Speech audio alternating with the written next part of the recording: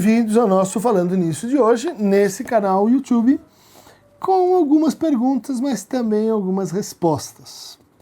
Beatriz Machado, olá a todos. Só quem tem TDAH sabe os desafios e dificuldades para enfrentar e superar no ambiente social e familiar. Eu recomendo fortemente que busquem informação sobre os aspectos positivos, ou seja, os superpoderes de quem tem TDAH. Superpoderes. Vocês podem se surpreender como a vida pode mudar quando você descobre seus superpoderes e usa estratégias para potencializar a parte positiva. Não se deveria colocar tanto enfoque do lado negativo e malgastar energia só tentando corrigir essa parte. De fato, essa atitude correcionalista não é muito boa. Descubra as habilidades escondidas e se enfoquem em potencializar o poder de quem tem TDAH. Toda moeda tem duas caras. Raquel Durans Lonier. Prefeito Dunker, meu filhote diagnosticado ano passado com TDAH, transtorno do déficit de atividade, de atenção e hiperatividade, TOD, transtorno opositor desafiador, que a gente já fez um vídeo sobre isso, e transtorno de conduta, que a gente também incluiu no rol dos diagnósticos suspeitos. E com um ano de intervenções adequadas, mudança no manejo familiar e medicação, e temos uma criança feliz se desenvolvendo, cheia de amigos e segue questionadora e inconformada como deve ser. Não tem mais sintoma nenhum de TDC nem de TOD. Um ano, ótimo. Não segui essa página, mas vi que vários colegas psi seguem. Eles vendem vários kits de TEA, TDAH, borderline, vendem as ferramentas eficazes para o tratamento, absurdo em cima de absurdo, como se tivesse alguma receita pronta que bastaria sua reprodução, enquanto que a psicanálise defende a singularidade. A questão da ética da psicanálise precisa ser retomada no campo das mídias sociais e da proliferação de influências psicanalistas seduzidos pelo discurso do capitalista. Vídeo mais do que necessário, Dunker. Ele está pontuando o nosso vídeo sobre o TOD. Né? TDAH, elas alternaram entre si o lugar de maior importância na definição da classificação. Em certos momentos, o aspecto que mais caracterizava o quadro era a hiperatividade. Em seguida, foi destronado pela desatenção, que também em seguida foi transformado em um aspecto menor das funções executivas. Houve um tempo em que nenhum deles era visto como um aspecto definidor do transtorno. Essa observação é muito importante, né? Porque nós estamos aqui às voltas, né, com uma discussão que não é exatamente sobre existe ou não existe o quadro, ele é uma invenção das indústrias farmacológicas, né? Ou ela é um problema moral, né? De falta de disciplina, vontade, fé, foco e assim por diante. A nossa questão aqui é por que esse quadro teve mais de 10 classificações distintas nos últimos 100 anos. Né? É um fato histórico. É um fato histórico que recupera uma coisa que a gente vem valorizando, né? como uma atitude mais crítica diante das fórmulas, das interpelações, dos kits, dos discursos, inclusive vários deles de corte ou feitio psicanalítico, numa situação de crise da saúde mental, de aumento da percepção de sofrimento, de penúria de técnicas e abordagens realmente eficazes, de investimentos em saúde mental que não se revertem de fato em alteração de nível de curvas. Né? Há uma problemática que envolve uma somação de crises, né? mudanças no nosso modo de trabalhar e de consumir, mudanças na linguagem digital, mudanças na transmissão do desejo, mudanças na relação entre etariedades, mudanças na compleição da família, mudanças ecológicas, mudanças demográficas, enfim, a gente tem uma complexidade muito grande de questões aqui se cruzando, né? Inclusive, a gente precisaria de um novo conceito de crise, né? Porque crise acontece dentro de um processo, não, são vários processos. Como acontece, como sonha acontecer em situações como essa, sempre vai ter aquela tentação de, assim, coisas extremamente complexas resolvidas por uma ideia muito simples e, em geral, equivocada. Então, a nossa atitude aqui, que fique bem claro, é uma atitude de esclarecimento, de valorização assim da atitude emancipatória do paciente. Né? O paciente, seja ele quem for, né, de um dispositivo médico, um dispositivo de enfermagem, um dispositivo de nutrição, de psicologia, de psicanálise, e ele tem que ser o sujeito da experiência. Ela não está bem quando a gente entra num processo meramente obediente em relação a métodos, a técnicas, a procedimentos que a gente não os pondera com a nossa própria razão. Né? E isso se torna mais importante agora, neste momento, onde a gente tem esses que a gente chama, né, de diagnósticos suspeitos. Por que eles são suspeitos? Porque elas são invenções? Não. Porque desde um certo momento na história da psicopatologia, né, que a gente pode datar no DSM-3 de 1973, a gente abandonou um princípio muito importante para a medicina em geral, que é o princípio do diagnóstico etiológico. O diagnóstico tem que ver com as causas. O diagnóstico tem que ver com o aparelho onde os tecidos ali são corrompidos, alterados ou perdem a sua função. Bom, como o debate entre as escolas em psicopatologia era muito inconciliável, decidiu-se que nós não vamos mais fazer diagnósticos etiológicos, mas nós vamos fazer diagnósticos por convenção. Então, a maior parte dos diagnósticos, 73 para cá, mas veja, tem aqueles que são mais antigos, né? Eles ocorrem como uma espécie de construção estatística. Se você tem isso, vamos combinar que isso chama depressão? Vamos. Muito bom, a gente fala a mesma língua, a gente tem um acordo e etc. Isso é importante. Mas a consistência dessa categoria ela é diferente de uma categoria de natureza médica, orgânica, onde você não tem só a descrição dos sintomas e da sua regularidade na forma desse conceito chamado síndrome. Você tem um processo de causalidade que você consegue reconstruir e dizer isso dá nisso, que gera essa proteína, que gera esse efeito, que gera esse efeito que está nos sintomas. Ok. Você tem isso para as doenças mentais? Ou para os desorders? Ou para os transtornos mentais? Não tem. Gente, isso, basta ler esse diagnóstico. Está aqui, ó. 5TR. Não tem. Né? Nós temos promessas, nós temos a pesquisa que tem que avançar. Pode ser que a gente consiga. Hoje nós não temos uma coisa chamada marcador biológico.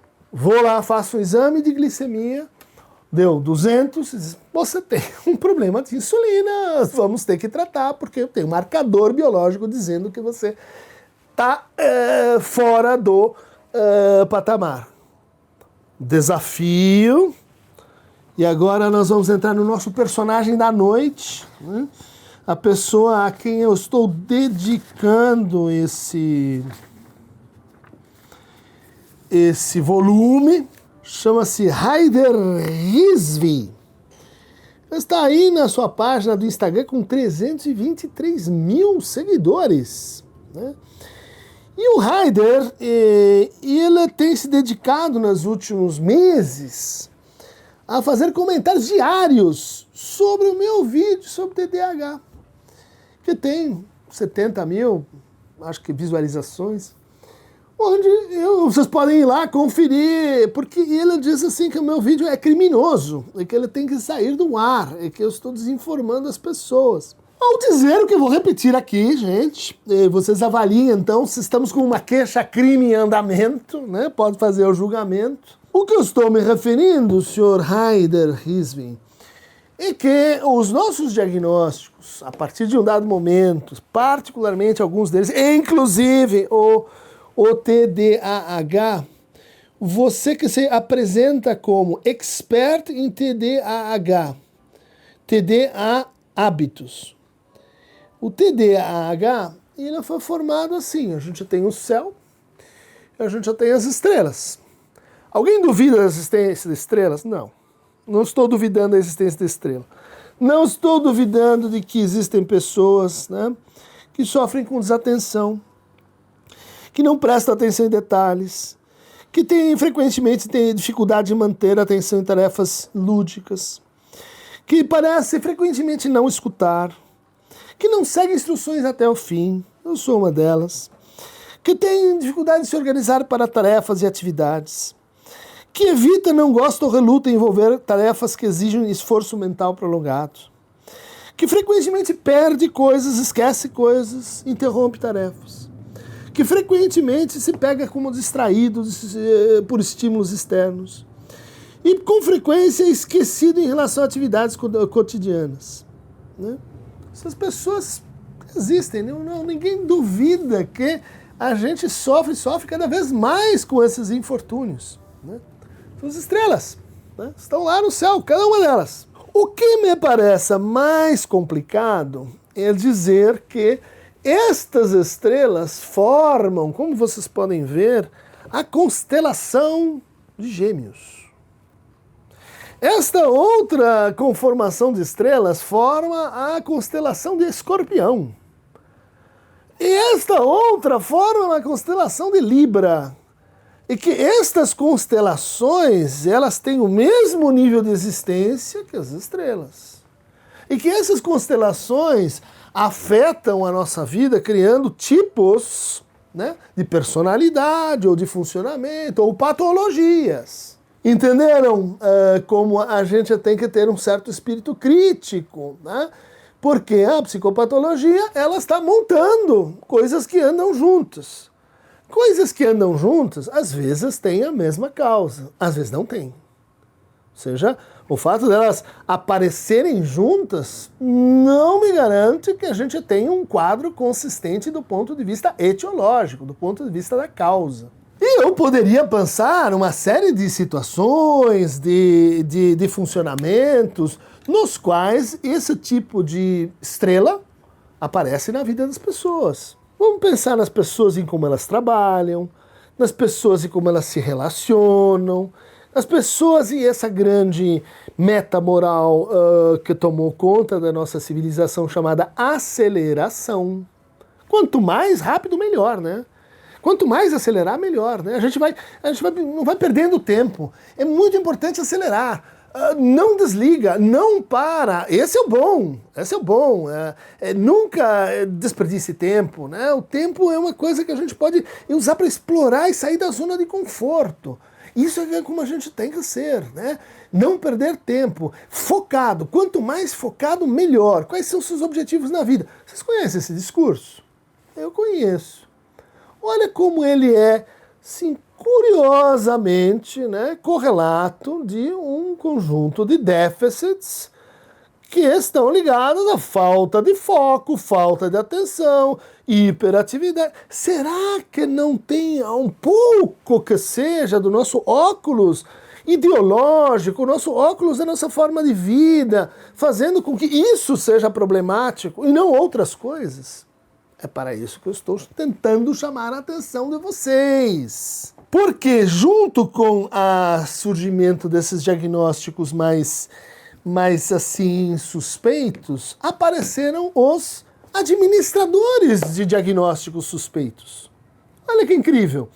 Nossa sociedade parece produzir uma forma de vida onde a gente permanece em estafa constante, aceleração constante, e daí você diz, eu tenho uma depressão, eu tenho um TDAH.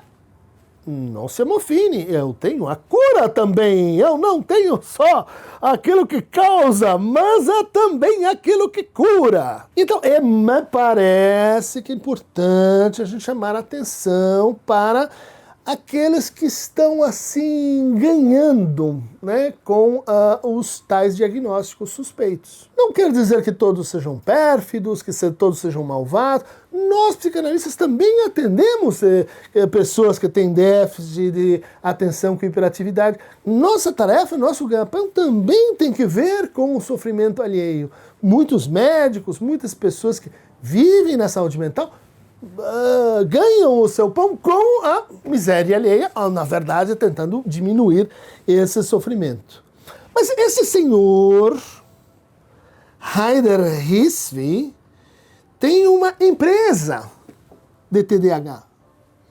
Esse senhor, ele não fez nenhum curso de psiquiatria, psicologia, nada que isso tenha a ver com cuidados humanos, nunca viu um paciente na vida.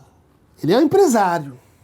Ele vende kits, ele vende procedimentos, ele vende técnicas, sem nunca ter visto um paciente na vida, sem nunca ter tido uma aula de psicopatologia, sem nunca entender o que é incidir sobre a vida do outro naquilo que toca os seus sintomas e o seu sofrimento. Esse sujeito se diz ainda anti-charlatanismo e preconceito. A verdade, não precisa escavar muito. Anti-charlatanismo, a apresentação do sujeito no seu Instagram, especialista em métodos e estratégias para TDAH. E daí a gente vai ver os filmes. E a gente vai ver uma corrida. E daí um corredor, parece uma Olimpíada, tropeça no outro, e daí cai, é um acidente, você vê a narração, o que aconteceu, será que empurrou o outro? O ignóbil olha para um comportamento e faz um diagnóstico. TDAH. Isso aqui é TDAH. Qualquer aluno de psicologia, na primeira aula, sabe que você não pode olhar para uma pessoa e fazer um diagnóstico. Um diagnóstico envolve relação. Um diagnóstico envolve anamnese. Um diagnóstico envolve exame clínico. E um diagnóstico envolve exame pormenorizado da semiologia. O sujeito está vendendo diagnósticos. Para quê?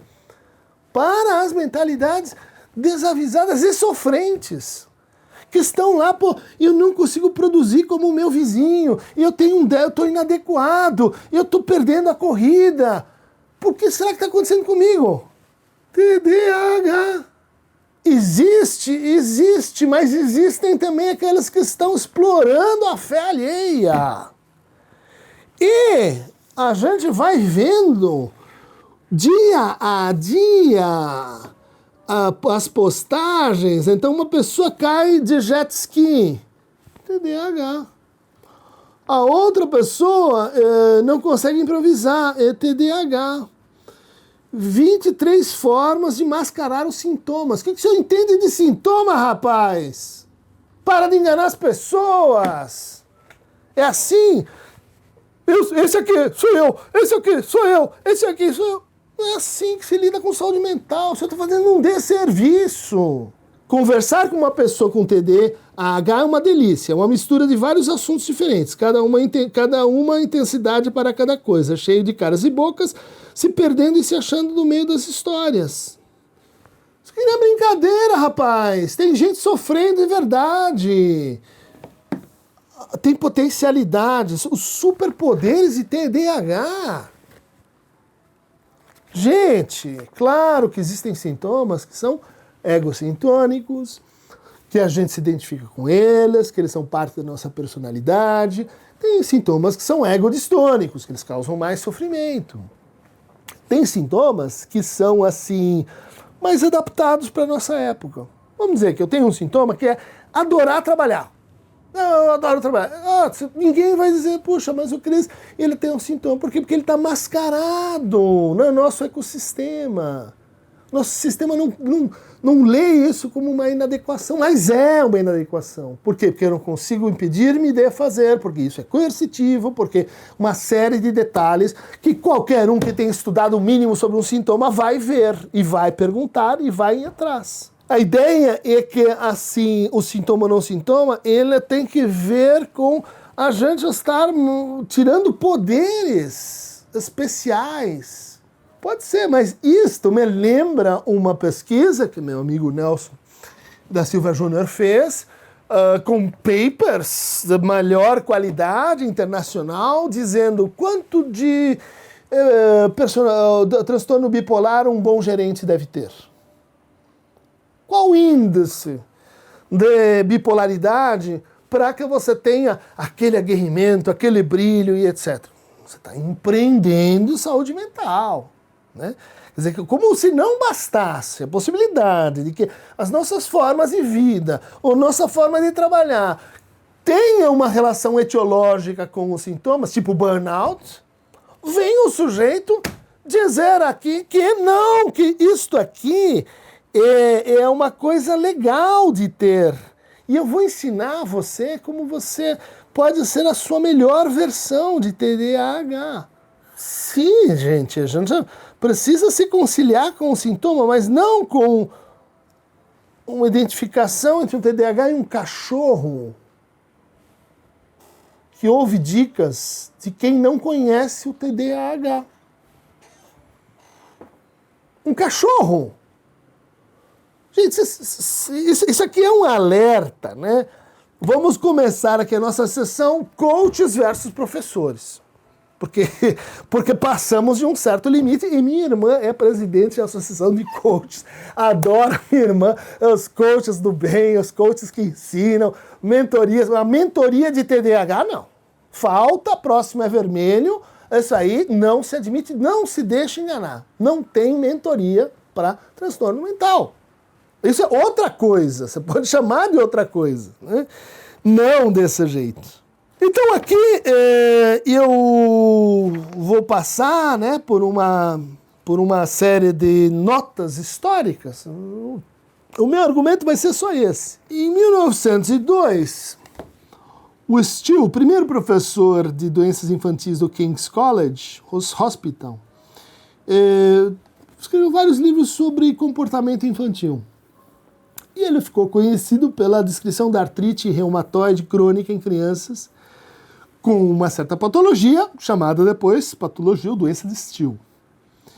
A doença mórbida descrita por ele é uma versão do nosso TDAH e que resulta de um defeito da função inibitória da vontade. A sintomatologia e a epidemiologia descritas são também as mesmas. O que ele observou sobre essa condição? A punição é ineficaz. Não adianta, então, andar sobre cinzas, trancar no quarto. Não é pela punição que isso se reverte.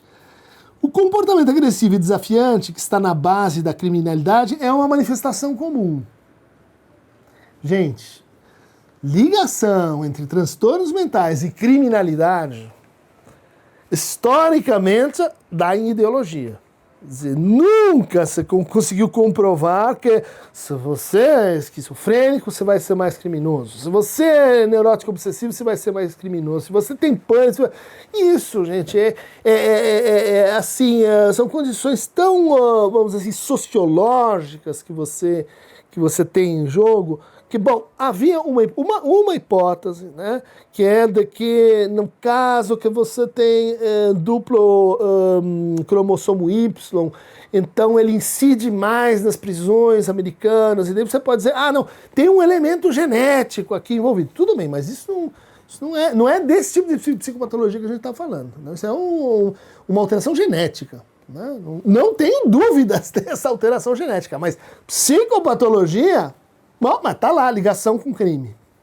Nos familiares, com o futuro TDAH, a gente nota, sim, relatos de alcoolismo, depressão e comportamento criminoso. Por quê? Porque o crime passa dentro da família. Nos dois diagnósticos, né, a artrite reumatoide crônica e o TDAH, a hiperatividade está presente. Postulou-se, então, a existência de uma patologia moral específica, marcada pela desobediência a regras e a consensos sociais. O grau excepcional e excessivo vem do quê? Vem do defeito moral. A ausência de correspondência entre o ambiente da criança e seu comportamento, né? Por exemplo, roubar coisas, né? Uma criança rica que roubava coisas, isso é TDAH, né? Lá, né? 1902. Né? A presença de comportamento nocivo sem motivo justificável, né? Falha ou insuficiência da punição autocorretivo. De 1902 a 1917, a doença espelho, porque é essa teoria que a gente está debatendo aqui, passou a ser a encefalite letárgica, uma outra patologia misteriosa, obscura, que desafiou os conhecimentos neurológicos. Em 1950, essa mesma patologia passou a ser a disfunção cerebral mínima, uma desordem orgânica do comportamento, com diagnósticos imprecisos, abrangentes, dano cerebral que você não conseguia dirimir, transtornos de comportamento. Em 1957, essa mesma patologia recebeu o nome de síndrome do impulso hipercinético. Em 1960, síndrome da criança hiperativa. Em 1980, o elemento motor, o excesso de movimento, se associou com isso. Em 1990, um defeito inibitório no mesmo contexto, no qual falta inibição, estaria na base do desenvolvimento do TDAH. Bom, o que a gente podia seguir aqui e mostrar que existem várias aproximações entre a formação histórica desse quadro e a formação histórica do transtorno pós-traumático, né? Que a gente diz está ligado com contextos de guerra. Ele se desenvolve em contextos pós-guerra e depois a pesquisa sobre ele desaparece, ele passa a ser um quadro mais duvidoso. O que a gente está dizendo? Sempre existiu essa espécie de correlato de uma doença orgânica que a gente não sabe qual é ainda, mas vai descobrir, e que está ligado a crianças que não aprendem, que são pouco concentradas, que são insubmissas, que fazem coisas assim fora da regra, fora da norma. Será que nós, perquirindo um pouco nossa razão, não estamos empurrando para esse quadro problemas relativos a métodos de ensino-aprendizagem, estilos cognitivos, temporalidade própria das crianças, e falta de apoio e acompanhamento psicopedagógico? Será mesmo que nós temos assim uma geração que de repente, né, 10% dos nossos crianças que não aprendem tem uma doença misteriosa que a gente há 100 anos está associando com uma outra doença que nunca é aquela que, de fato, né, nós temos como origem orgânica, genética ou médica. Dúvida razoável. Eu só quero introduzir a vocês, né, a ideia de que vale a pena a gente ter dúvida nesses diagnósticos, a gente insistir com eles e a gente repudiar esse tipo de... Olha aqui, venha para o nosso encontro do TDAH, com 18 especialistas, não cita nenhum. Com ela, você vai direto ao que importa, ciência aplicada, direção correta e maior eficiência, ter mais controle sobre suas emoções, melhorar a gestão de tempo. Ninguém promete nada em saúde mental, ô palhaço! Está prometendo resultado? Não pode! Por que você pode? Porque você não é da área, né? Você não entende nada, você não estudou nada, então fica fazendo essa pouca vergonha aqui, rapaz. Volta para sua área, volta para mostra o seu currículo. Cadê o seu currículo? Você faz isso e esconde o seu currículo de vendas, de marketing, de sei lá o que você fez no mundo corporativo e só. Palestras do evento, neurobiologia, o impacto do exercício físico, tudo contratado dos outros. Como lidar com a tecnologia, IA, estratégias para melhorar o córtex pré-frontal, ferramentas de comportamento para combater a procrastinação. Não se deixe enganar. Este aqui, não. E pode clicar no Aqueronta Movemo que vem mais.